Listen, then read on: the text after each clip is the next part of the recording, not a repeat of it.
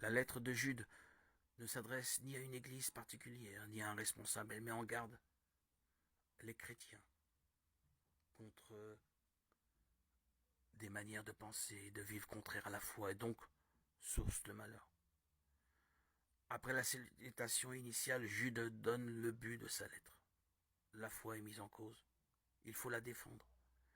Il décrit alors avec vigueur comment Dieu punit ceux qui déforment le sens de la grâce pour une vie de désordre. Que les chrétiens se maintiennent donc dans l'amour de Dieu et prient pour ceux qui hésitent.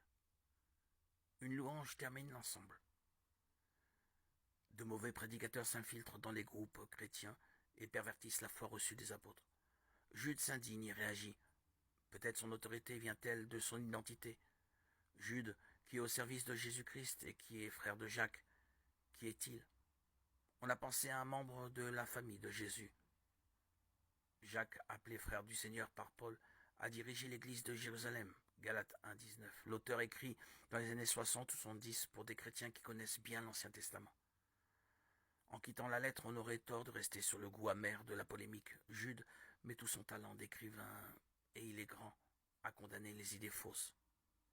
La violence du style et des exemples est un ultime effort pour faire changer d'avis les personnes et les ramener à la vérité du Christ.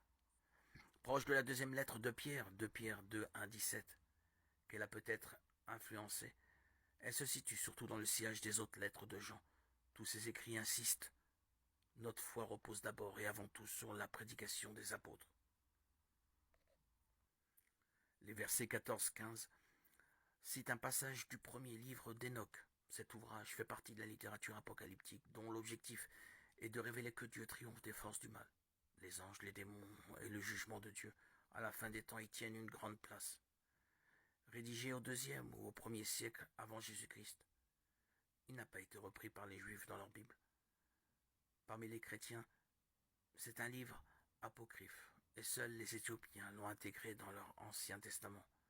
Visiblement à son époque, Jude le considère comme une référence.